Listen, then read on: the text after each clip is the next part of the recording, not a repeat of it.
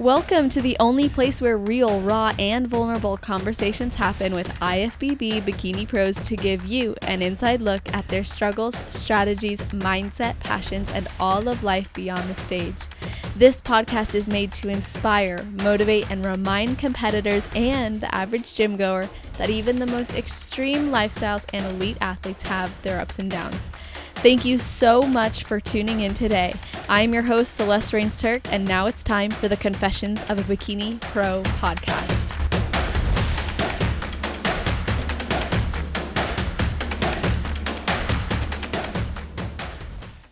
Today's athlete is a mother, makeup artist for competitors, baker, coach, and a sales manager by day, who was born and raised in Costa Rica before moving to Utah at age 15.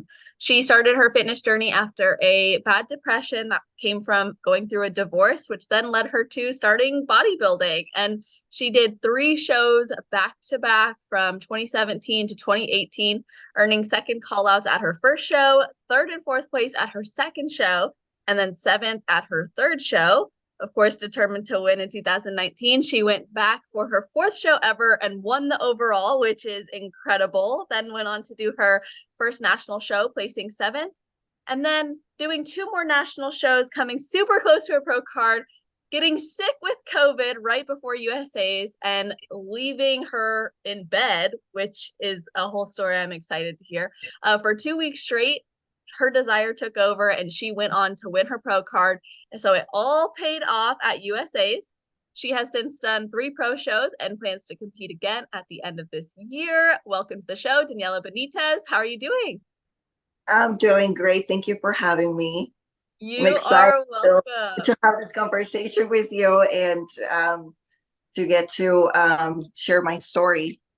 Yeah, me too. I'm so happy that you're here, and I want our listeners to know we're also doing a video. So to those of you who are tuning in, if you would prefer to watch us have this conversation, just go to YouTube, type in celestial_fit.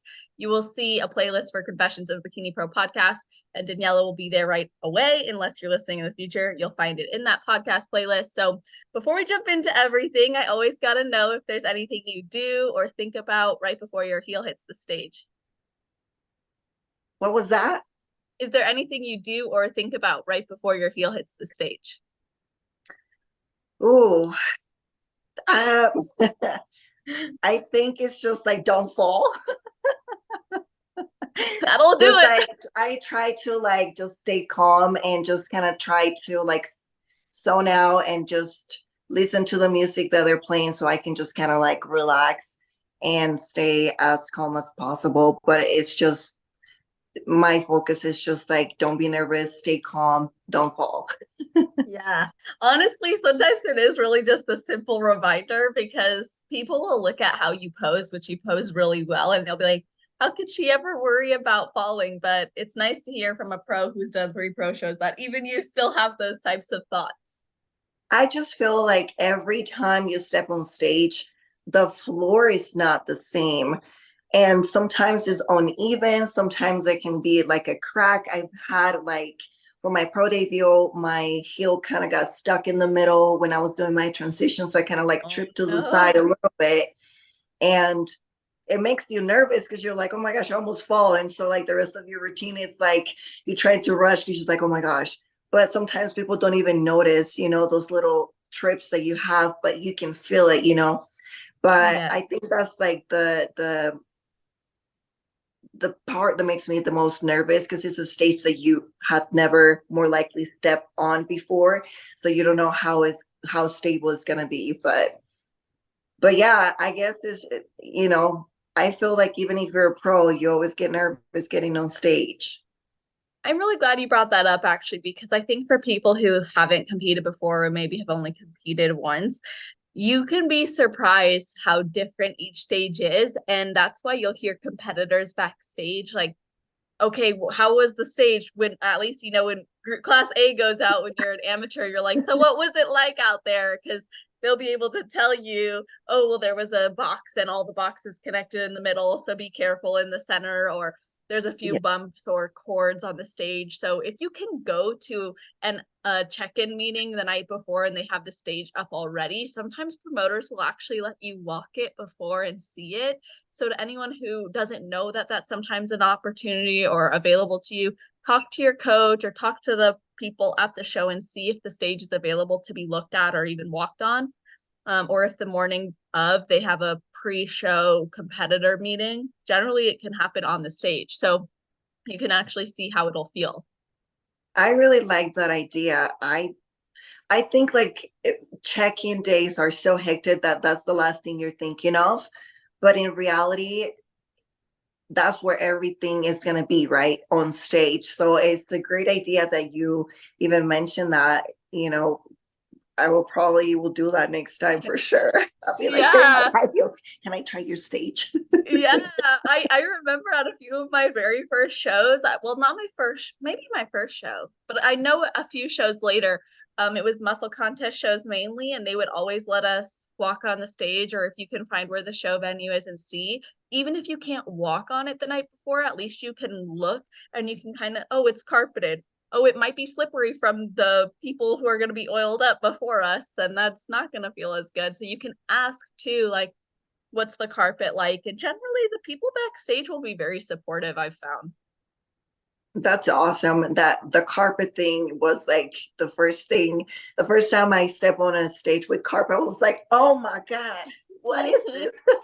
I've never practiced on carpet. So I was like, oh my gosh. And so that's one of the things that I focus on um, practicing whenever I do my posing. Is just like picking up my feet, Mm. instead of kind of like sliding or dragging my feet when I'm posing, just because if it is carpet, you're going to get stuck.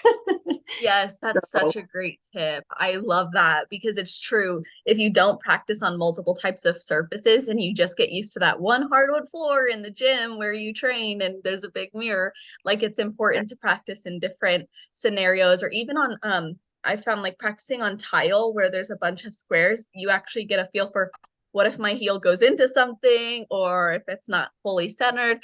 It feels really good. So I think those are some really awesome tips. And I know you bring a lot of that confidence on stage. And I think it's really awesome to see how you've grown too as an athlete. So let's go back to your journey and your journey specifically to your pro card, and then we'll kind of go back to the beginning. But you had some ups and downs, and you ultimately did win it after being sick. So I want to hear that story. Like, what made you want that title so bad that you went from bed rest to stepping on stage and winning your pro card? So everything started, from the year before, where I got my first national show and I got first call outs and I got seventh. And so I was determined that the following year I was going to get my pro card. I was like, no matter what, I'm going to get my pro card. So that year I had started in December, the end of December, for my prep so I can do USAs in July. And so that's when COVID happened. They started canceling shows, moving shows, and they actually ended up moving um, USAs all the way to December.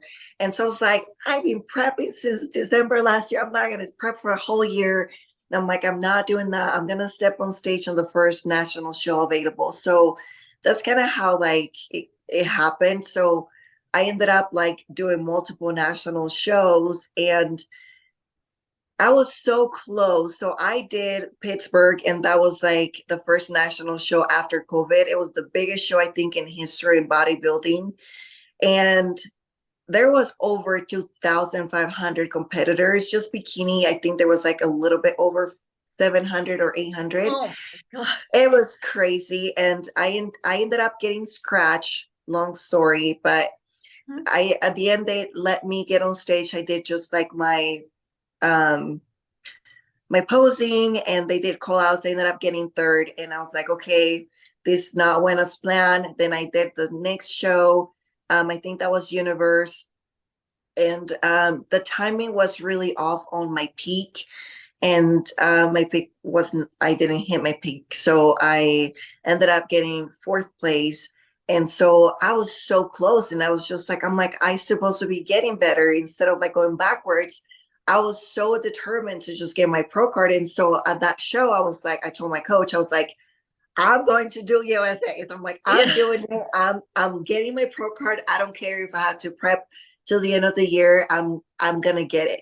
He's like, okay, let's do it. And right there at that show, flying back home, I had gotten COVID. So that's when I when I came back and I went to the gym and I felt like off, but I thought it was because I was depleted and the whole flying and tired and exhausted. And I was trying to do legs and I just felt off, you know. So I was like, oh my gosh, maybe I'm pushing myself because I was flying the whole day, recovering from the day before from the show. So I was like, I'm just gonna finish this up and just let my body rest and just start strong tomorrow, Monday. The next day, I couldn't even get out of bed. I was in so much pain, like my ribs, like I couldn't even sit Oh, up. It was just so weird. And like through the week, every day was a different symptom that I had. First, I couldn't like get out of bed. I was in so much pain in my body. The next day, I had like um my sinus pressure was really bad and I had really bad headaches.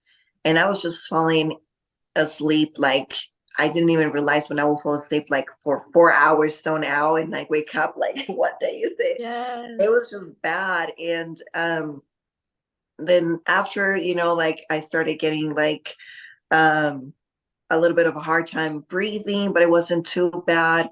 And fever. Then I start like out like my sinus was so bad, like blood was coming out of my nose. I couldn't even, I wasn't eating. I tried to do cardio on my fourth day. I couldn't even sit on the chair of my bike. I was so dizzy and weak. And I was like, never mind, just went back to bed. And so I was not eating enough or even like following a diet. I was just eating whatever people was dropping off on my door. And whatever my son could make for me or whenever I could, I will stand up and just eat whatever. And it was like that probably like a week and a half. And the last two things that I got was I lost the sense of smell and the taste. Um, and then after that, I was, you know, I was recovering. I was fine. I just had those two symptoms. Everything else was gone, thankfully. And then my coach was telling me, he's like, so do you want to do USAs? And I'm like, uh, I'm like, I'm like, I just got fourth place in my mind, right? Like, I'm like, I just got fourth place and I haven't followed my diet or anything, the gym or cardio for 2 weeks. I'm like, I'm 15 pounds heavier. Oh, wow. And I'm like, because I was like taking medication, you know, Yeah. I was retaining water Yeah. because of all the food that I was eating that was off plan. And so I'm like, I have to lose 15 pounds in 15 days. Like, I can't do that. He's like, yes, you can. And I was like, that's crazy. He's like, you can do it. And I'm like, that's 15 pounds in 15 days. It's like a pound a day. You're like, are we He's like, looking at the same info? and he's like, you can do it. And I was like, okay, if you think I can do it, sure, I'll try. You know, I'll push myself. And so I remember the first day I went back to the gym after COVID, I was doing legs and it took me 5 hours to finish my workout because Oh. I was just pausing in between for so long because I needed to catch my breath. I was like almost like blacking out in the gym because it was like, you know, I couldn't breathe. It was just hard. And I was out of breath, like so, and I wasn't doing too much weight either. And so I did it. I did lost 15 pounds in 15 days. I showed up to USA's and I got first place. Um, and I got my pro card. And it turned out to be that I am the first Costa Rican bikini pro. Oh my Yeah. gosh. That is Yeah. so cool. I did not know that part. Yeah. So it's I mean, I don't people in Costa Rica, they don't consider me, you know, because I live here. But you know, Costa Rica is in my heart. Even though I Yeah. don't live there, I still say I'm Costa Rican. I was born and raised there. And so I was the first bikini pro That's that don't cool. live in Costa Rica. to get the pro card. You're Costa Rican blood, and that's so Yeah. awesome that you could represent that way and earn that after such an intense journey. And hearing your story of resilience and commitment after doubt was really interesting to me. It sounds like your coach encouraging you to do it was enough for you to remove the doubt of, can I really do it? And you committed to it. So how did that like 2 week time period look as far as your prep goes to achieve such a result, actually feeling kind of the way you were still feeling? It was a really extreme diet. I wouldn't recommend it. Obviously, it helped that I didn't have my sense of taste and smell because Yeah. I was eating tilapia 5 times a day. Yeah. So I was eating straight up tilapia, 2 gallons of water, 1 cup of coffee. Holy crap. That's it. Yeah, so this is why you wouldn't recommend it. Yeah, no, that's not healthy at all. Um, I wasn't doing any fats or any carbs, and um, I reached the goal that I wanted, and but I don't know if I will do it again, but just because I feel like after that, I was binging a little bit after that show and I gained a lot of weight. And so I feel like being restricted for so long, it kind of like triggered that a little bit. And I have had, like binge eating problems when I started competing because I was not educated about it. With my first coach, never really talked about that, never knew anything about it. And my reverse was not good at all. And so I feel like that's probably what I wouldn't do it again, just because of that. Because for me, my relationship with food is more important than anything else. Mhm. But no, it's amazing to know that I was able to do it. It makes me happy to know that whatever I set my mind to do, I can do it. And so that's what I can get out of that, situation is that it doesn't matter whatever your goal is. If you really set your mind to and you work hard for it, you will achieve whatever goal you want. So I That's a did. really cool lesson. You really did. And that makes me wonder if part of getting into fitness and bodybuilding post divorce was to actually create that resiliency within you, or see if you had it that you just talked about experiencing with USA's and that commitment. Like, is that part of what led you down that path? So yes and no. My main concern was how I was feeling. I was depressed, I was sad, I wasn't really doing anything, with my life, and I felt lost. And I feel in that moment, that's when, you start listening to people. And at that time, I had my ex mother-in-law that was trying to help me. And she was just telling me how, oh, you need to get like some pills like for depression and this and that. And I always been kind of against, taking medication for depression. Like I feel like there's so much more that you can do to help yourself to avoid being on medication for those things. And so I talked to my um oh, I can think of the word. Doctor? Well, it wasn't really my doctor. It was like more of like that helps you with like therapy, a Therapist? therapist. Yeah, Counselor? Yeah. a counselor. Yeah. So I talked to him and I said, hey, this is how I'm feeling. Is this something that I should be considering taking antidepressant pills or whatever? And he was like, it's normal for you to feel this way based on what you're going through right now. It's normal. And he said, if you really want to help yourself, what you can do is you can go 1 hour to the gym. That will be equivalent to taking one pill for depression. Hmm. And I said, oh, really? And I'm like, say less. I'm going to the gym. Yeah. So I started because he told me that was going to help me with my depression. So for me, it was just more of an urge to feel better because this is where my son comes in place. He's my motivations, he's my everything. And so I wanted to be a better mom for him. I wanted to be a strong woman for him.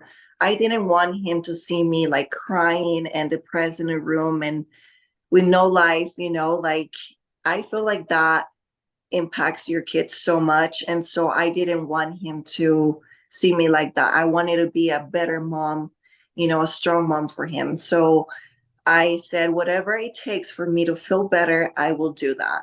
And so I started going to the gym. I did not know anything, girl. I was like lost. I was like YouTubing stuff, like seeing Yeah. people in the gym, what they were doing in the little corner, just kind of trying to Yep. do abs or cardio, and that's how everything started, just because I wanted to better myself to get out of that hole that I was in for my son, just to be a better mom for my son. So yes, in a kind of way, it was to build that resilient, person that I know I have in me. But the main reason was because of my son for sure. Hmm. How do you feel that it's affected your son to this day, like having the bodybuilder lifestyle? I he's like my biggest fan. He's always like Oh, he supports me. At the beginning, it was a little hard when I started competing. So the fitness part of it wasn't as hard, but like the competing because it's more strict, like doing cardio and being in the gym. So I will like sacrifice some time being with him. So like I try to like schedule my time around where he was I wasn't sacrificing time with him. So like I will go at 5 in the morning to the gym, 5 to 7 when he was sleeping. And then so I will have the afternoon so I can spend time with him. So now it's different. He's turning 16. So now he's actually into the gym. He's going with me.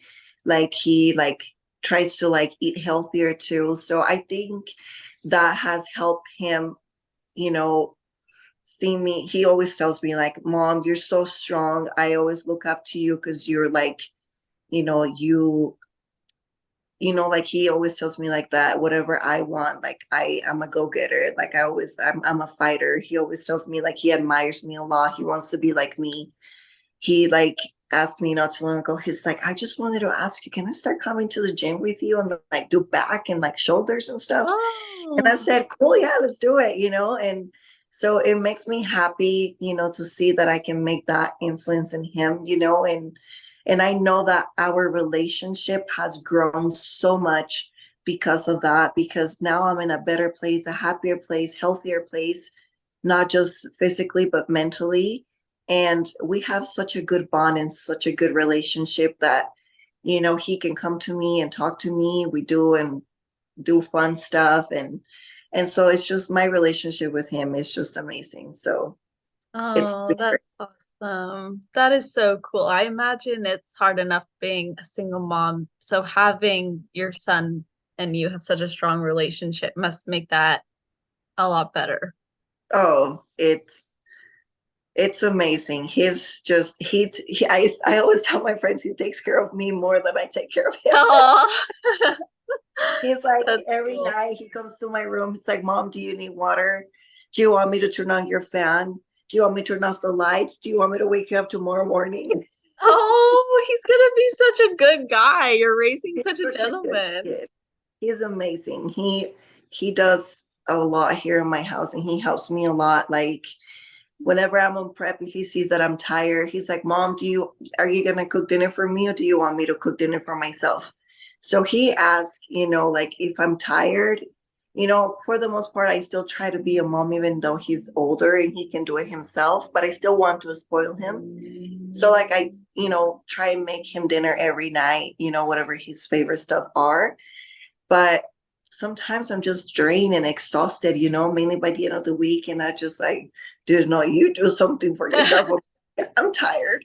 Or sometimes I just like buy him whatever, but he is really thoughtful about everything and really, really caring for sure.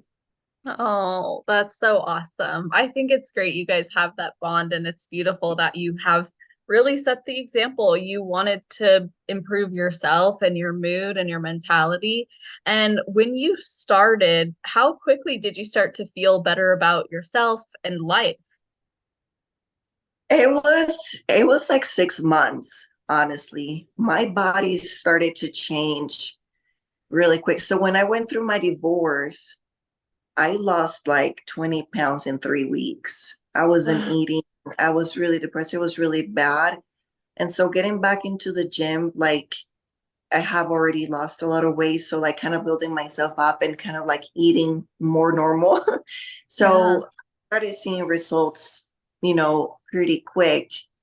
Um, so it was like about 6, 7 months. And that I feel like the more results I was seeing, the more I was getting motivated to go and happier. I found myself like, going out more, like it's, not thinking about the situation of the whole divorce and, like I was focusing on other things that were more positive in my life. Yeah. So it was great. That is so awesome. Just that shift and that commitment to it as well, because you could have spent like a week and been like, nothing's happening. I'm not feeling better, but you kept going and you trusted that hopefully things would turn around. Yeah, no, I was, listen, I was not gonna not go until I felt better. Because the doctor said, the therapist said that I was gonna feel better. And so in my mind, it was like me going to the gym was like taking a pill Right. to feel better every day. So that was my mentality. I was like, no, he said that it was gonna work out. And so I'm like, okay. And so you're thinking, like medication, yeah, it helps you, but it's not something that is one day to another, like eventually will help you feel better. So that's kind of the way that I saw it, like it made me feel better every day. And so it motivated me to continue to go. And I was really determined that I was not going to let anyone or anything like crush me down anymore, that I needed to stand up for myself and be better. And I would needed to be strong for me and my kids. So at that point in time, I was like, it doesn't matter how long it takes, I will continue to be here. That's something I've appreciated about your content as well, is there seems to be a consistent message of self-love and improvement and being there for yourself and committing to yourself. So did the fitness lifestyle and this change in your life inspire and spark that, or was that something you'd been working on throughout your life even prior to the divorce? So actually I was one of those girls that was really um self-conscious and didn't love myself before I started fitness. I feel like that's a lot of girls out there right now. Um, and I think a lot had to do with like my relationship I had with my ex-husband. It made me feel that way, but I also never really did things to fix how I felt either. And Mm. so I feel like, like I started my journey and I started like feeling better. Um, And I was never so much focused on that, but I felt like after I went through like my binge eating and gaining the weight after looking so good for a show, that's when I started focusing more on the loving part of like yourself. You need to love yourself in every stage and every process. That's what I always like to post. If you see on my social media, I post a lot, not just when I'm ready to do a show, but I post on every season, like when I call it my um, bootylicious season or my fluffy season or my extra juicy season, whatever it is, but I love myself on that season as well, as much as I love myself when I'm ready to hit the stage. And I feel like that's something that I always told my girlfriends, and I always try to remind them how beautiful they are, even if they don't have a six pack or a striations on their shoulders or, a bubble butt that is just straightened as well. You know what I mean? So Yeah. I tell them like in order for you to like show that beauty on yourself, like you have to love yourself first. And sometimes people don't realize that they feel a certain type of way, but other people don't see you that way until you actually bring it up, like, so like sometimes people say like, oh, I feel fat, or look at this, or look at this, or look at this. And you're like, well, I didn't even notice that. I saw you feeling Yeah. so great to me. And I'm like, okay. I'm like, stop overthinking. And I'm like, and I always tell my girls, and I'm like, girl, enjoy yourself right now and be happy right now, because you're eating food whenever you're in prep, you're not going to, and you're going to be miserable. So enjoy this phase, be happy, love your body. And one thing that I always tell every girl that it's a bikini girl or into like bodybuilding, you have to have, I will say, like 2 closets: your Yeah. off season and your prep season, because you are not going to be able to fit in this, when you're in prep, on your clothes, when you are on your off season. And that's okay, right? But you don't want to like get messed up in the head trying to fit in your clothes, because you're gonna like feel bad about yourself for not fitting on those size 0 shorts on prep when you're Yeah. like a size 4 on off season. Yeah, absolutely. So Say goodbye to the post-show blues and make peace with food and your body through the 7-day coaching series that is built to support you in embracing your improvement season. This is a free coaching series that I have put together to support you in eating without guilt or judgment, knowing how your relationship with food, yourself, exercise, and your body reflects in other areas of your life. Really get clear on your prep identity versus off-season identity, and finding balance after a competition, as well as improving your body image. Plus, there's even a bonus training for those of you who do enroll, and this is going to change the way that you feel in your improvement season, change the way you feel about yourself, food, and your body. If you want access to this, you can get instant access to the trainings right now by visiting www.celestial.fit/post-show. No, that's really great insight. And I love that you post all the seasons. And what I appreciate too is when you post it, you're not saying like, oh, I don't like this season, or oh, I wish I was lean. You're like, look at this growth, look at this progress. I'm really proud of myself. I'm excited to see what I'm building. I'm excited for the next phase, or this feels really great. Like you can tell there's a essence of acceptance and gratitude versus judgment and criticism. yeah, I feel like we can be our worst criticism. Is that how you say it? Critics. Our worst criticize. Is that how you say it? Our worst critics. Our worst critics. Our Yeah. worst. Okay, that's what I'm trying to say. So we Gotcha. can be our worst critics. And I feel like I believe a lot in the power of the words that you say to yourself. So like if you're constantly like talking negatively to yourself, you're going to start believing in those words, right? Like if you're always saying like, well, I'm fat, I'm ugly, or my hair is horrible, I feel like it gets to a point where you start believing those things. And I feel like you need to talk positive to yourself every day to feel good about yourself and believe that you're amazing. And don't get me wrong, I have those days too, where like some days I look in the mirror and I'm like, oh, I feel bloated today. What did I eat last night? You know what I mean? But I think that's just normal. Like our body's not going to be perfect every day, because we have a different day every day. We go through stress from work. We can be retaining water, or you can be on your menstrual cycle, or whatever. You could have had like a cheat meal the day before. So our body changes every day, and it can look different every day. And so it's hard, but you have to just continue to accept yourself and love yourself however it is. And so I try, I know I'm not saying I'm perfect when it comes to that, but I try my best to talk positive to myself and love myself.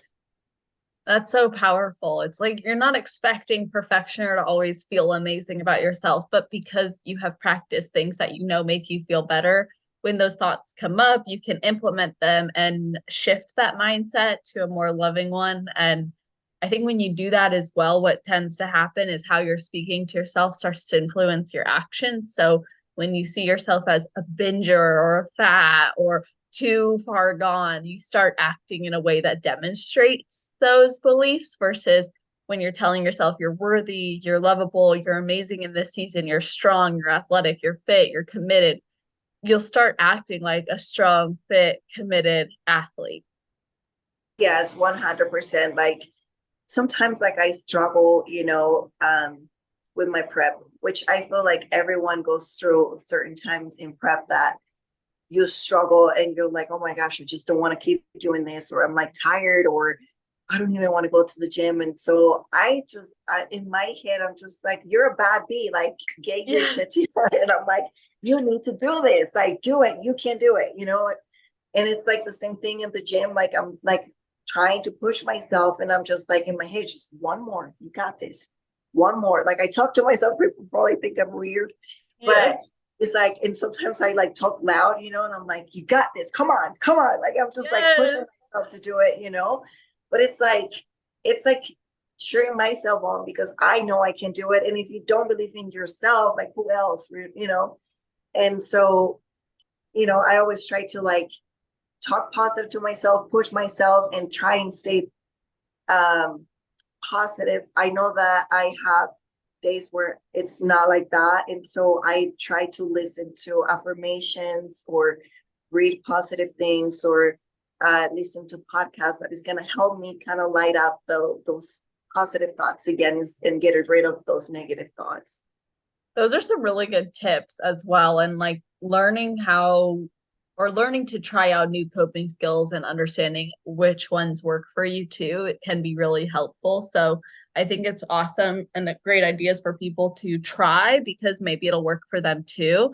And I want to talk with you a little bit about just your day-to-day life because it can be challenging, right? And you have a lot on your plate. So I can imagine there's those days where you have to remind yourself you're a bad bitch. So let's talk about what a normal day looks like for you. So how do you set it up? I mean, I listed it all off in your intro, but how do you set it up for success so you can not just kill it in all of your roles and also as a competitor, but also as a mom?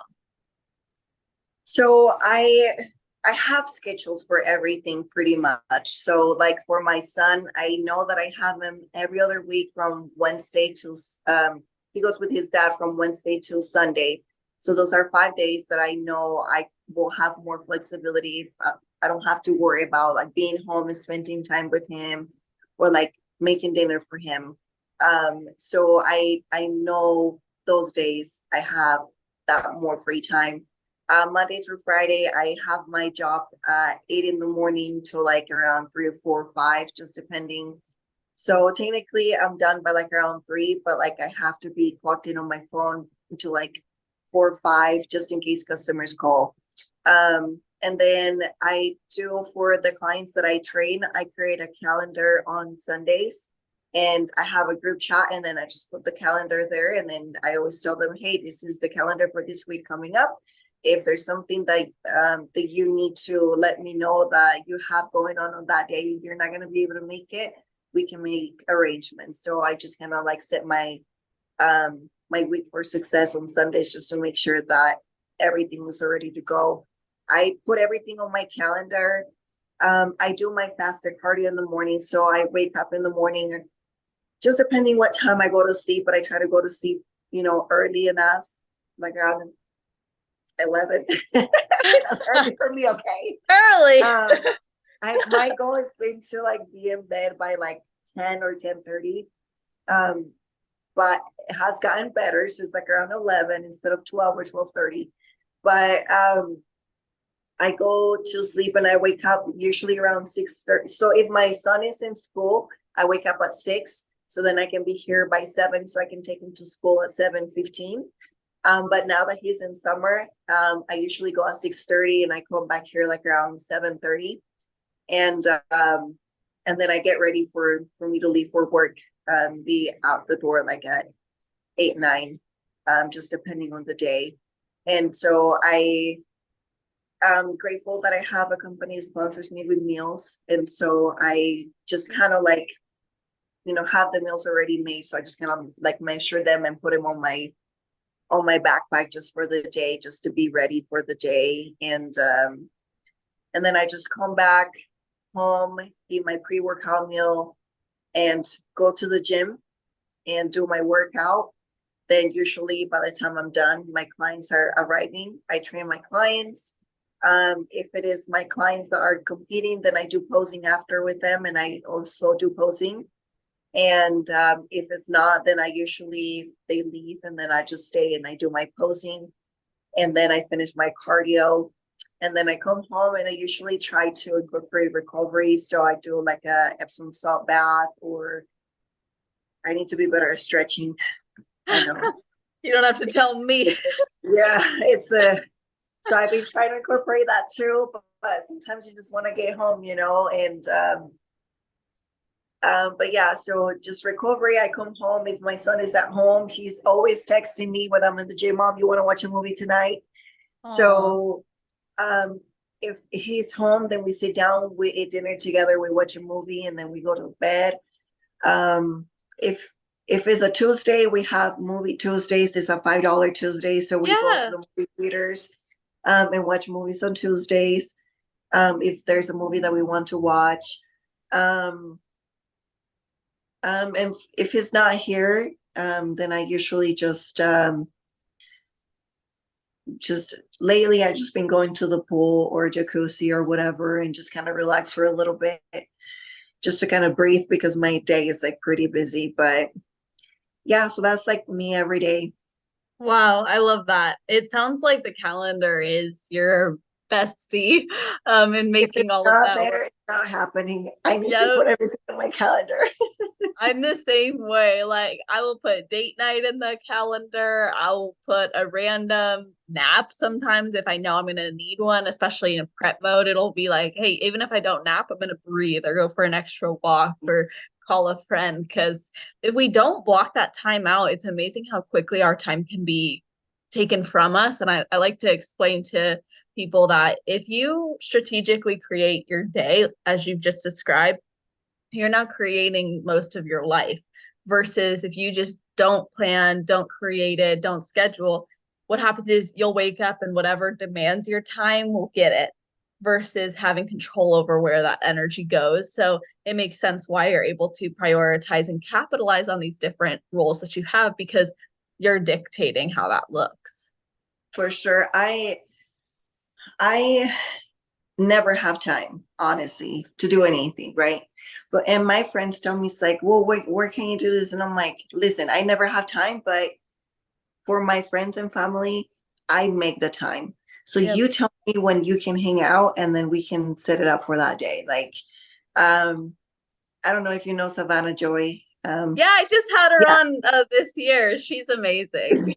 yeah, I love her. So we've been trying to like work out together, and we live pretty close, but we never see each other because our schedules are crazy, right? So we're like, oh my gosh. And I'm like, what can you do this day? And I'm like, well, no, I can't do this time, but no, I can't do this time. But I'm like, oh my gosh. I'm like, what about this day? So like we've been planning to hang out for a long time. And finally we were able to, we did like a day, like we got our pedicures and we had lunch together. And Oh, then this past Tuesday for the 4th of July, we had a workout together that we've been planning. Like we had to cancel like 3 times, I think, or 2 times because she couldn't make it. And then another day I couldn't make it. So it was just crazy. oh, But it's, you have to, I always say, like, I don't have time, but for the people that I care, I make the time for, you know what I mean? So the same thing with my mom, or my family, if they have anything going on, I'm like, let me know ahead of time so then I can plan on it and I don't have anything else going on, which my family is really bad about it. They always like decide things the same day. I'm like, yeah. sorry, I can't. I know. You realize I just spent the last like hour making plans for 3 months from now with my friend. I need to know so we can make it happen. I know. And my family is funny. They're all Latinos and they're like, well, we're gonna be here. It's at 5, but everybody shows up like at 6:37. I'm like, I'm supposed to be somewhere else at 7. I'm like, what the? I'm like, okay. It's just funny. Yeah. You're like, now I know. So let's talk about your work as a makeup artist because I would love to get some tips from you as well for some listeners. So first of all, what inspired you to do makeup for competitors? And I know you do other types of makeup as well, but I understand you primarily focus on that in Utah.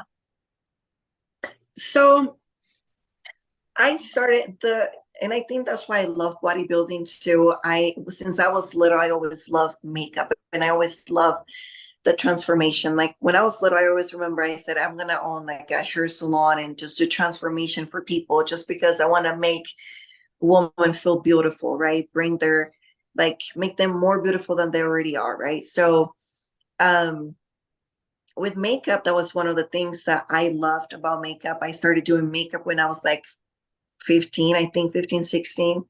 I will like get all my high school friends for like photo day, do their makeup. Oh, And so it was just a transformation, like the before and after. I was just like, oh my gosh, they look so beautiful. And I love that.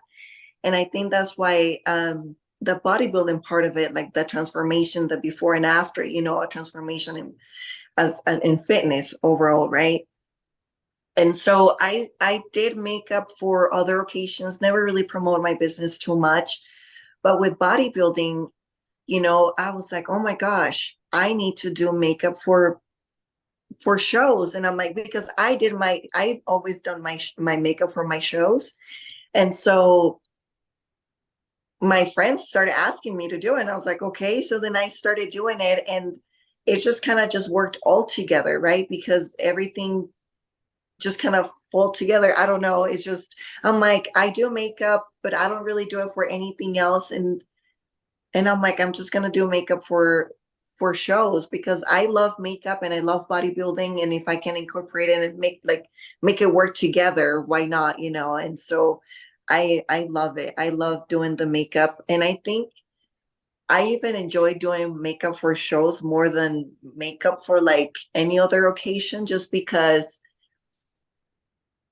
the athletes are so tired and exhausted, and usually we don't take care of ourselves in the last 2 weeks. yeah. We're just like on a ponytail, sweat, and it's like trying to like survive, right? So whenever you get to that point where like, oh my gosh, today's my day and I want to feel like everything comes together. It's not just your face, but your whole body, the tan, the makeup, everything together. I just love it. It makes me so happy, and it makes me even happier when I see the girls loving their makeup and feeling beautiful, mainly for girls that usually don't do their makeup. They see themselves and they're like, oh my gosh, I don't even recognize myself. Yes, that's But I feel that way usually at shows. I do my own makeup now, but I'm thinking I'm like, oh, sometimes I love to do it because it's so relaxing. You're just like you get your moment alone. But then other times, like it's so nice to just have it done because of exactly what you said. Like it's your moment to just be pampered and chill. Like when I got my hair actually done for me at North Americans, I was like, oh, I missed this. Like, I'm gonna start doing this round. It's like such a nice investment. So, you did say you like to see the transformation. You like to see them happy with it, and especially when they don't, we haven't maybe taken care of ourselves in that type of aesthetic way. So, I think a lot of times competitors can be actually afraid to advocate for themselves if they don't like how the product actually looks when they're working with a makeup artist. So, from your perspective, how could someone address that type of scenario in a way that's still respectful to the artist, but also gets across the point that they want something to be changed? I feel like that has to come from the makeup artist. Hmm. That's something that I do. I always make them feel comfortable enough to where they feel comfortable telling me if they didn't like anything, or like if there's something that they didn't like. So like I always tell them, I always tell them, do you have an idea of what you want your makeup to look like? What's the color of your suit? And If they send me a picture that I think it's not going to go well with their suit, I always tell them, I think this is not going to be good because of this, and this. And usually they're like, and I always tell them, but if you want to do it, I'll do it, but they're like, oh, you're right. Actually, what do you have in mind? And so I give them ideas, and they like those ideas. Sometimes they just don't know, right? And they just tell me like, hey, you know what? I trust you. I've seen your makeup on your page, and I trust you. Just do whatever you want. And I said, okay, cool. Say less. Yeah. So, and I tell them, listen, the first thing I tell, like, after I have this conversation, I tell them, listen, if there's anything that you don't like or you want me to add more, on your makeup, please let me know so then we can fix it right now. I don't want you to go on stage not feeling beautiful or not feeling confident because your makeup is not how you want it. So they're like, oh, okay, no, yes, I will let you know. And so I feel like me saying that, it gives them the reassurance that it's okay for them to speak up if they don't like something. Um, but that's the way that I see it, because again, not a lot of girls feel comfortable like just saying it. But if you say, hey, it's okay if you do, it's more likely for them to feel comfortable to say something.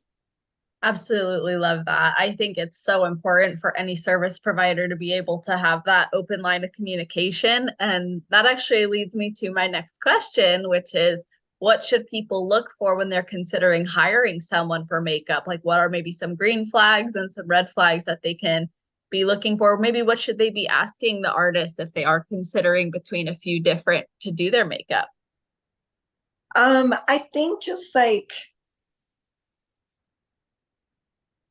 I think the work of a makeup artist speaks for itself, right? So like if you go to this person's makeup page, and you see the makeup in there, and if you like it, if you think it's a good job, then great, right?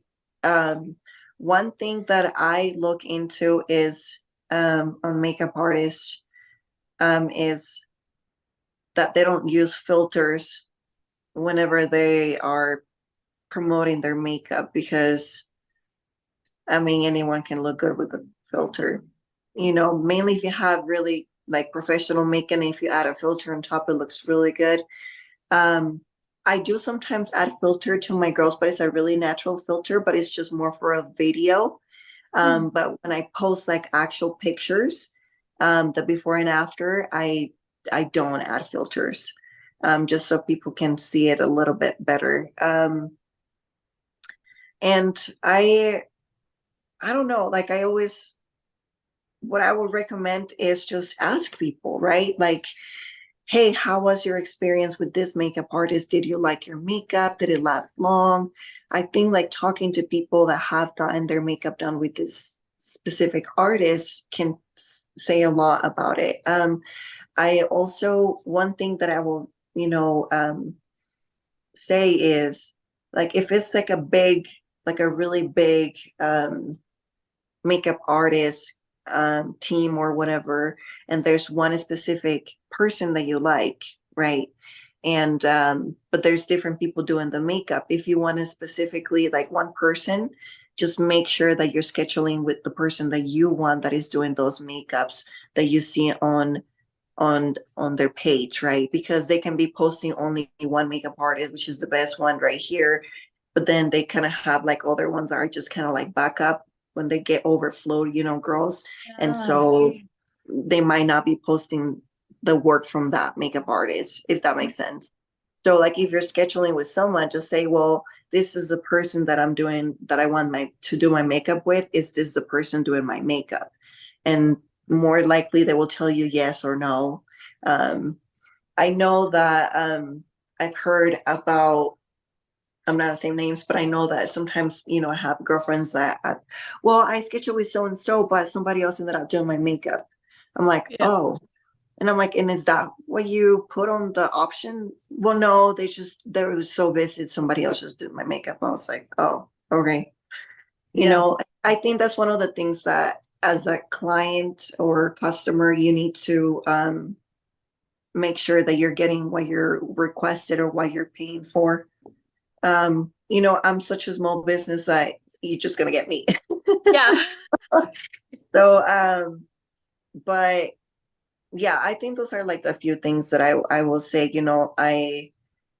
that I see. There's a lot of makeup artists out there that I follow that I think they're amazing and they inspire me for sure too, with my makeup that I do with my girls here.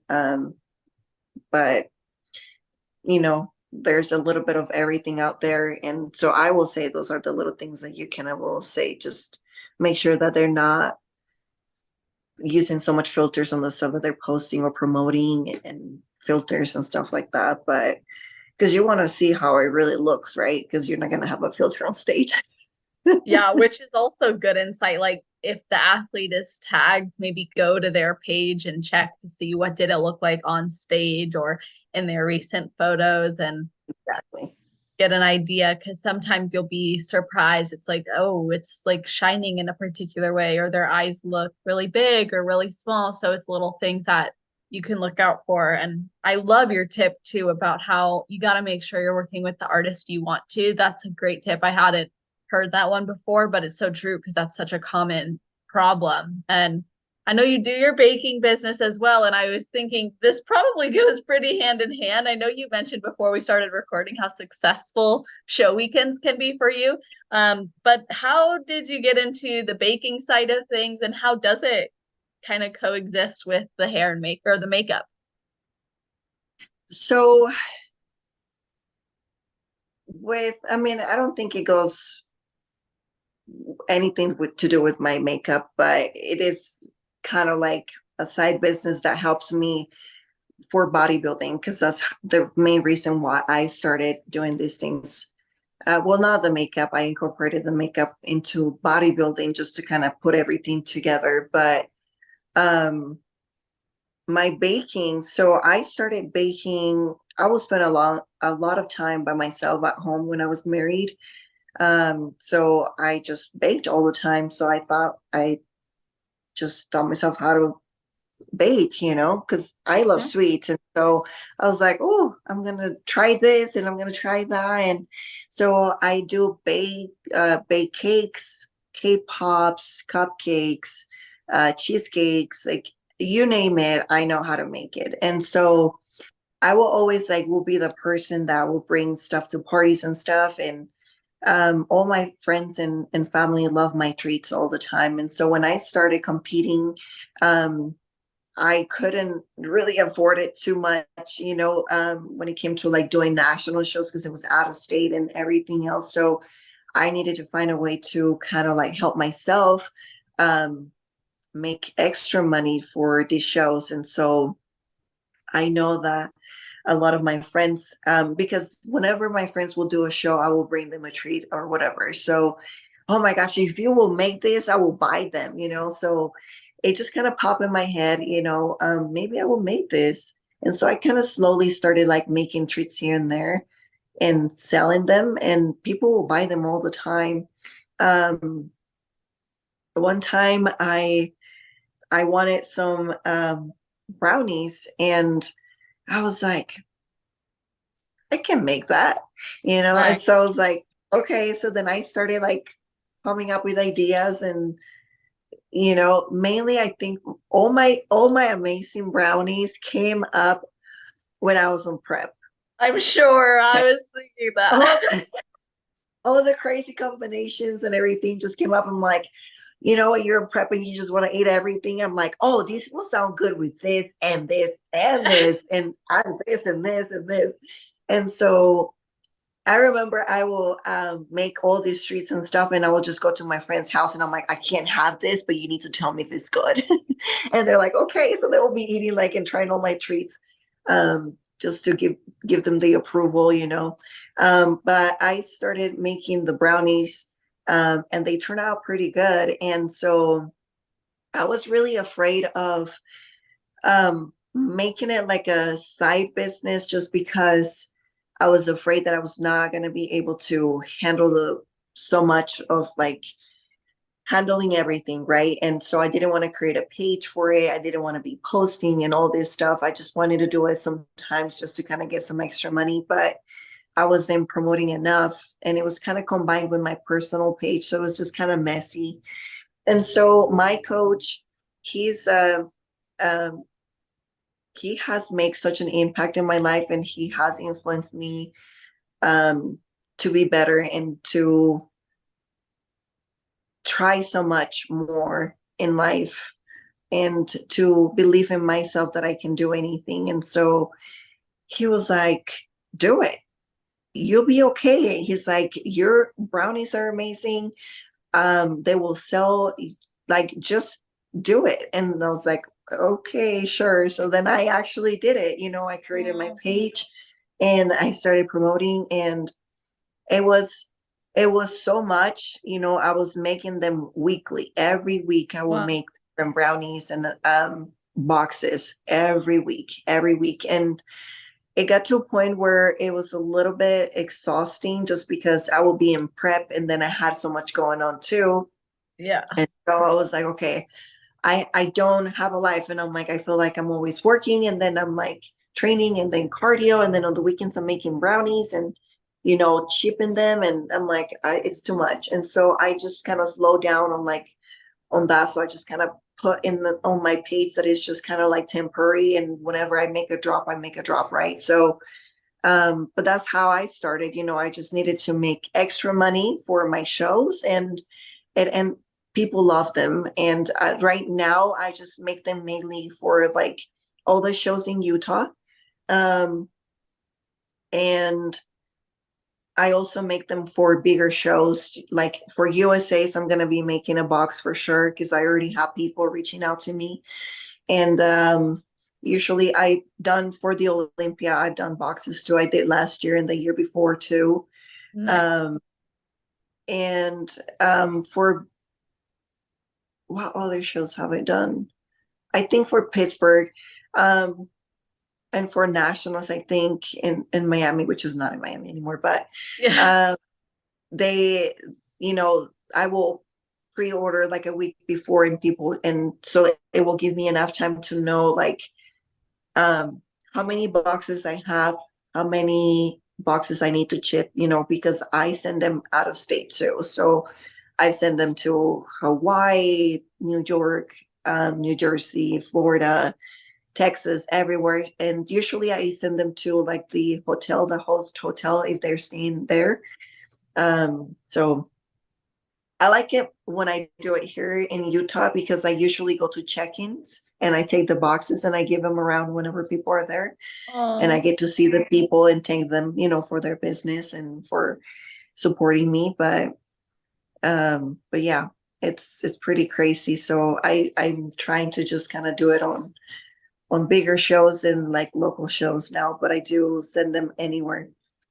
okay, that's good to know. And I think that's super awesome. And I love that you made something you were already good at, that you already perfected, and you saw that you could take it and start selling it. Did it change your passion for baking at all, or do you still enjoy doing it? I I'm gonna be honest. I feel like when I'm on prep, I enjoy doing them more when I'm on prep than when I'm not in prep. And I feel it's because when I'm in prep, I know that I can't have any.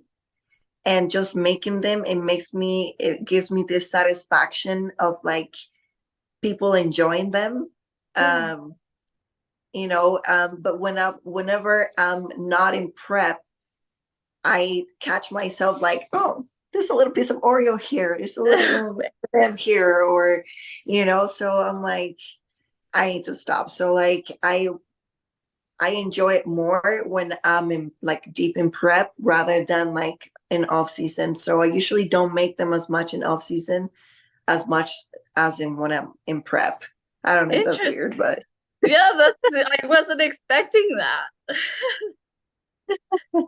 So let's talk about your next show and your next steps. I'm really curious about what you've been working on because you made some serious improvements from winning your pro card to then your pro shows at every show that you did. It was really amazing. And you would update your progress as well, which when I was looking through it, I was like, that is some serious growth. And so I'm wondering, what is the feedback you're working on now? And how are you working on that to bring it in November, right?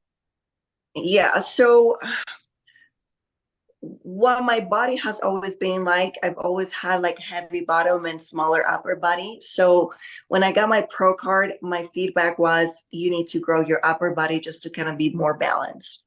And so for my pro debut, I I probably added about like 6 pounds of muscle in like 7 months. Wow. Um, it was, again, I went in through that little binge eating, and that kind of helped, Yeah. Yeah. So There you go. Bonus. I was eating, but I never. So like my thing is like, even though I might be eating, more than what I should be eating, I've always will work as hard as I'm eating. You know what I mean? So like I'm working hard, never miss my cardio, never miss my sessions. I'm always in the gym. I'm super dedicated when it comes to that. So never miss a day, always in the gym. So the way that I think about it, it's like a second job, like I have to be there. And kind of like a job because I actually enjoy going to the gym, but that's the way that I kind of see it, like I can't miss it. I need to be there. It needs to be done. So I don't even think about it as like, oh, should I do it today? No, it's like, no, I need to go home and get my shit and go to the gym. You know what I mean? So, with that being said, I put in the hard work and everything. I increased all the muscle mass. And when I did my pro debut, I just had a lot of stress and I had a lot of things going on. My look was better, but my conditioning was not. And so I was not conditioned enough. My feedback was like, you just need to be more conditioned. So I took some time off. I was like kind of checked out. I feel like I was really in a good mental space and I needed to take a break, even though they told me that I didn't need to grow anymore. I just needed to be more conditioned. So I felt like I needed it. So I remember I went to Costa Rica, took some time off, just kind of relaxed, came back and started prep again for a show in December in Texas. When I did that show, once again, two judges told me that I look like Laura Lee, that I have a really good look, that I have everything there, but I needed to be more conditioned. They told me your glutes are a little bit too big. So with conditioning and getting rid of like that little fat, that extra fat you have on your glutes, it will come down and you will be right there. So so my ass was too big. And so I needed to bring down my glutes and hit more conditioning so my hamstrings will pop more. So I did that show, and then after that show, I started prepping. I took some time off for the holidays or whatnot, and then started prepping again. And then I did a show in Vegas. That was the last show that I did. I went through a really hard time. I got some really bad news like 2 weeks before, and my prep just went to shit, honestly. So it was up and down. Like some days I was doing my cardio, some other days don't. I was crying, not crying, eating, not eating. And so my look was crap. And so me being determined of doing something that I want to do so bad, I still stepped on stage knowing that I wasn't ready, which I shouldn't have. Um, but they said the same thing. You look great, you look amazing, but you need more conditioning. And so I was really close. I probably would have needed like 3 more weeks of like dieting and prepping to nail my look, but I was checked out mentally. And at that point, I couldn't do it anymore. So I just kind of like back off, took time off, and been working on myself since then. And so this time around, um, I started like strong on my prep, and I haven't been perfect, to be honest. I have my days, but I'm really determined to go where I want to be, which is the Olympia. So I'm determined to get that pro card, and no matter what it takes. And so right now, the amount of muscle that I have right now compared to like my past two shows is insane, because I don't even know how I'm getting leaner, and like my weight is still 145, and I'm getting more condition and more condition. My weight has not changed in the past 3 months. Probably, yeah, I probably, since I started prep, I've dropped probably like 5 pounds, but it's just insane. And my back has improved so much, which is the part that I needed to grow the most, so I can balance my bottom half, so my glutes didn't look as big. So my glutes, I didn't need to grow them, but I a little bit more detail, like my upper glutes. Um, Definitely something that I struggle with is my hamstrings. So I definitely been working on my hamstrings and doing more isolation workouts for my hamstrings, just to focus on that. Um, and posing, performing, like that's one of the things that is going to help you the most whenever you get on stage, right? Um, so where my goal with my coach is to hopefully do a show in August 12th. Oh, August. Yeah, so it's around the corner, but we don't want to rush things. So if I'm not ready, we're not stepping on stage, because this time around, whenever I step on stage, I want to be lights out and I want to be undeniable, because I don't think I have ever hit my full potential on stage. Like, it's always like, you need conditioning, you need this, you need that, lower your glutes or whatever. I honestly believe, and my own coach believes as well, that if I'm on point with conditioning and on peak, like, I will be able to win. So if he believes, I believe. Yes. Yes, you are amazing and you do look incredible. And for not bringing the conditioning you needed, you can still see that incredible shape. And I thought the same thing. I was like, this girl looks like Laura Lee from the back, especially even from the front, though. Honestly, I'm like, you guys have a really similar physique and shape. So it'll be really cool to see what you've been working on and have that revealed. And also, I really hope you get that goal of going to the Olympia. And I love to hear how supportive your coach is of you and of that goal, and really believing in you and pushing you so that you can achieve it. It's also super awesome to hear about your body composition as well, and just staying focused despite not seeing massive weight changes. You're able to recognize you're still better. And one of our listeners wanted me to ask you, how does your training and nutrition look in a prep versus an improvement season, if there is any difference, to help you garner a lot of that, a lot of the results that you have gotten? Um, I think my coach is gonna hate me for this, but he is really good when it comes to like getting you where you need to be, and he's really strict, in my opinion, when it comes to off season. I was literally eating the same stuff that I was eating in prep. I was eating on my off season. He added some other stuff that I'm not allowed to eat on prep, like a banana. Um, what else? I think that's pretty much it. Or like almond milk, like things like that, like, but he doesn't really let me do like uh protein shakes during prep. So like I'm able to do that on my off season. Um the thing is, like, because of my binge eating, I know how to recognize it, and I know what I need to do to avoid it. So then if I like one of the things that he tells me all the time to avoid, which I've been better about it, but I still do it, is like having sugars.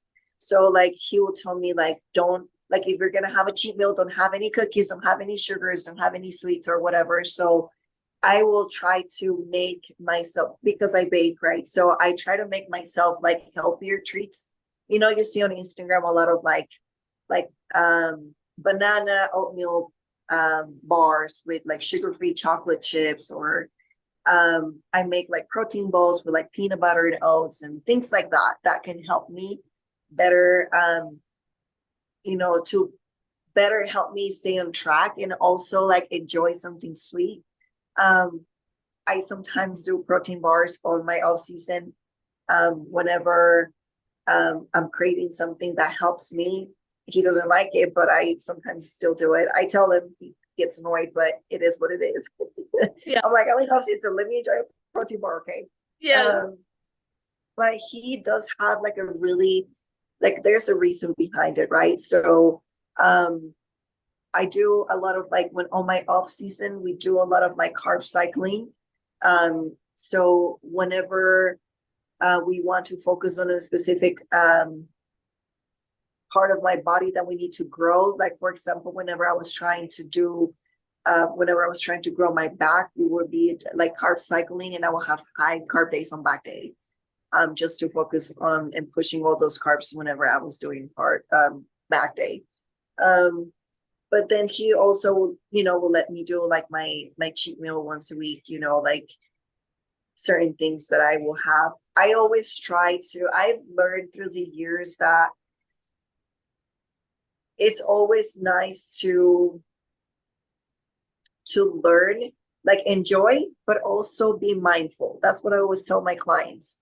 Go ahead and enjoy a cheat meal, but be mindful, right? So what does it mean being mindful when you're having a cheat meal? Is like, okay, if you're gonna go and have a burger, don't have a burger that is gonna have bacon and avocado and cheese and all the fat on the meat, right? So you're already getting the fat from the cheese, getting the fat from like the bacon and the mayo and the avocado. So like just pick one fat. So I always tell them, stick to the healthiest fat. I'm like, don't do mayo, don't do sauces. And I'm like, try to avoid pork. So don't do bacon if you can avoid it. And then just do like a nice hamburger with like all your veggies and avocado. And I'm like, and your fries. And like enjoy it. It's still gonna be delicious. You're still gonna enjoy it. Or sometimes like instead of going and having like pizza that has like a ton of like cheese and fats, go have sushi. You know what I mean? Or if you're gonna go and have a steak with like a sweet potato and enjoy like maybe like a roll of bread, instead of having like a loaded potato with like sour cream and bacon and cheese and all this stuff, you know? So it's just like more on top of like more stuff. And so I think that you can still enjoy certain things, but just be mindful or just don't overdo it, right? So I tell my girls, hey, you want to have a dessert for your cheat meal? Okay, just don't go crazy. And I'm like, instead of like going and having like 4 crumble cookies, just go to I don't know what it's called and where you live, but here it's called Menchie's or Yogurtland, where like you can have a frozen yogurt and just do fruits. And I'm like, that is still something enjoyable and something good and something sweet, but it's not as bad as like having like a bunch of crumble cookies, you know what I mean? So Yeah, like just be mindful of those things. definitely. It's like much better to have one than it is to have like 10 or four unenjoyable or mindless ones. It's like just understanding what's going to work for you and be best for you. And trying new things, I think, helps you track that data and understand like what feels good physically and mentally. For sure, for sure. I think like what I struggled the most before is just like post show. You're so excited to have something. And one thing that I noticed a lot of people do, mainly like new competitors, And I did too. I'm not going to say that I didn't because I did too. So anytime I will go to the store and I will see something that I couldn't eat, I will buy it and save it. Yeah. So by the end of my prep, I had like a whole box full of like stuff that I was supposed to be eating after my show. But in reality, you're not going to eat all that stuff, right? And so I remember for Pittsburgh, I had my friends brought me like a big box of cookies. I had brownies that I have made. Then I made it some other like I made this like Oreos with like a Reese's in the middle, dipped in chocolate. Like I had made this like cover chocolate truffles, this like bunch of stuff. And we went to Pittsburgh and we had donuts and we had like a bunch of stuff, like insanely amount of stuff. And I felt so sick after, and it triggers that want of sugar over and over and over again all the time. And so I don't do that anymore. Like if I see something like that I want and I'm like, well, I guess I'm not gonna try it because I'm not gonna buy it. You know what I mean? Like it is what it is. If it's available later on, whenever I can have it, then I'll have it. Or sometimes what I do, I'll buy it, but I make brownies with it for all the people to try it. So and then like, I used to like there's like company because I love cookies and I can't figure it out how to make these cookies. So I love certain companies that make cookies and I'm like I remember they used to do like drops and we're like set your alarms, we need to get these cookies and freeze them and and I don't do that anymore. It doesn't bother me anymore, like I'm not paying attention to those things anymore.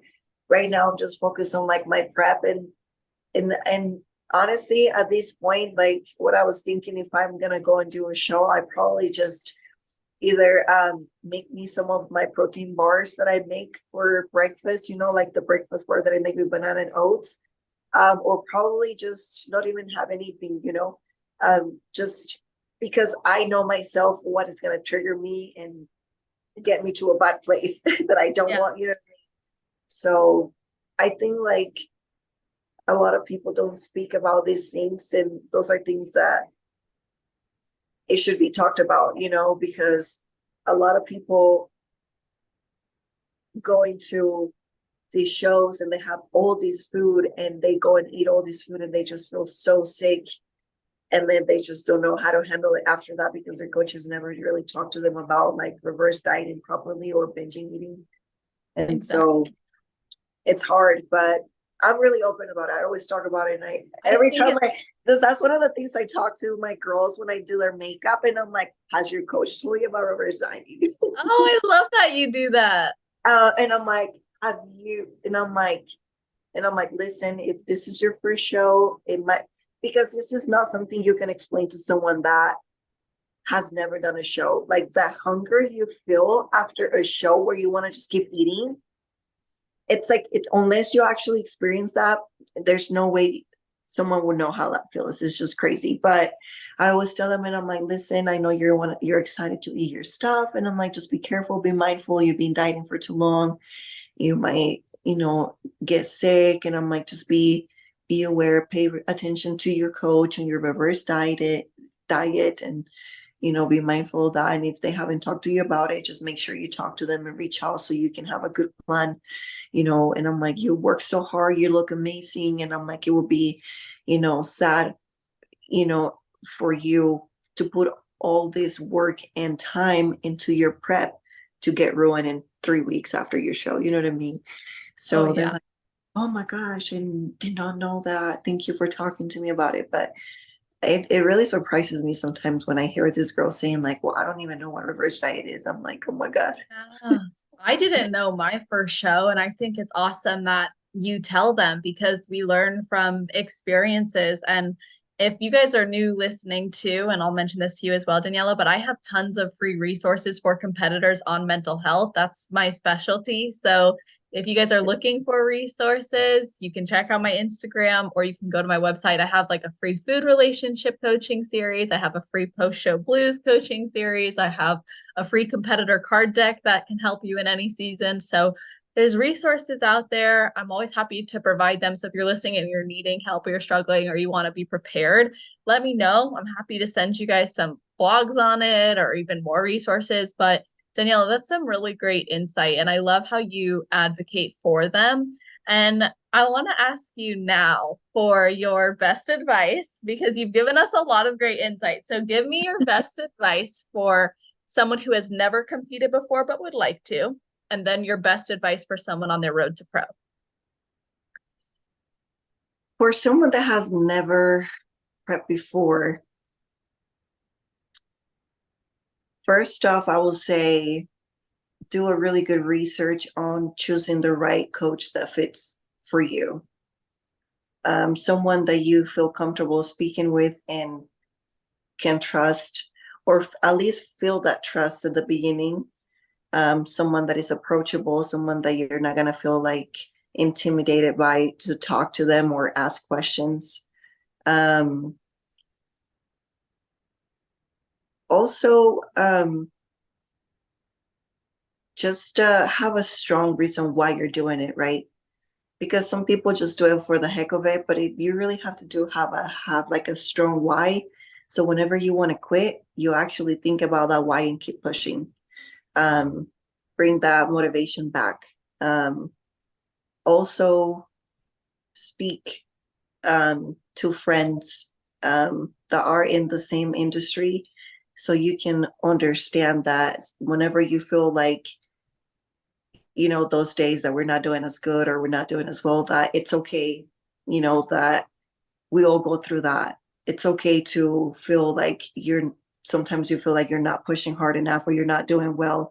And I feel like a lot of times when you're in prep, mainly your first prep, you're always doubting yourself. Well, that's why there's such a good quote out there that says, trust the process, right? Because you're like, sometimes you're changing, but you don't see yourself changing.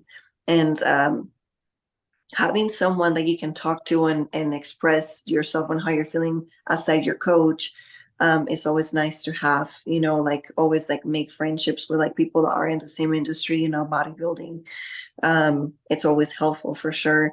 To me, that's like kind of like my therapy whenever like I'm like on prep and I'm like, talk to like one of my girlfriends. I'm like, how's your prep or how's yours? And then I say like this, and this. And she's like, girl, you're doing so good. I'm struggling with this, and this. And I'm like, okay, well, but you look good. And I'm like, bitch, we're killing it. We just need to Yeah. keep going. You know what I mean? Like, we just like, and so like, we try to motivate each other. We tag each other on cardio or whatnot. So having that support. And sometimes I feel like as a first time competitor, we don't have the support from our families because it's something new for them and something that they're not used to, and a lot of the times they don't agree with it. So it's nice to have those friends that are in the same industry. Just trust the process. Yeah. Focus on your goal. And if you fail one day on the process, either like if you cheated on your diet or you didn't do your cardio, whatever, the next day will be any opportunity for you to get your stuff done and be successful. So just because you messed up one day or one time, it doesn't mean that you shouldn't continue to do it. It should give you even more motivation to keep pushing harder, to not fail again. And for people that are on road to pros, I think that's a little bit more tricky. I will say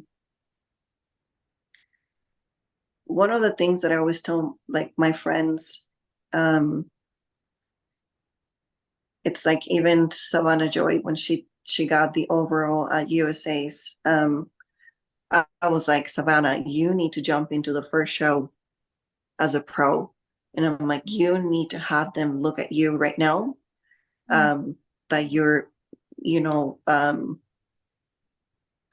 that you just got this overall. And I'm like, they know who you are. They just saw you win. I'm like, you need to step on the first show and get a feedback. And I'm like, feedback is really important as a pro, to get where you want to be, to go to the Olympia and work on those things that the judges tell you. And that's it. Just focus on that feedback. And if you're wanting to get your pro card, just don't give up. Just keep showing up. Love that. That's super Um, awesome. I just feel like I just feel like you can look great by yourself. Anyone Mhm. can, but whenever you get compared to other people, that's the hard part, right? And so sometimes it's like who shows up to the shows, you know? And Yeah. so that's what you need to keep pushing and keep showing up and bettering yourself and work on that um, feedback that you get, right? So if you need to take time, then take the time to focus on those things. I see a lot of people, they just jump into one show to another when they tell them like, well, no, you need to grow your glutes. Well, you're not going to grow your glutes in 3 weeks. Like, Right. take the time, the off season, work on that, focus on that. And I feel like the off season is where you need to work the hardest and where you need to focus the most on improving yourself, because that's where the changes matter, right? Because you're improving those things that they told you to improve. I feel like some people in off season, they just take it kind of like a break. I don't need to do anything, but no, that's when you need to work the hardest. Um, but just keep working. Don't give up just because people tell you not to do it. It doesn't mean that you shouldn't stop. Like if it's your dream and if you believe in yourself, just keep showing up, keep pushing. Um, Listen to your coach, the guidance.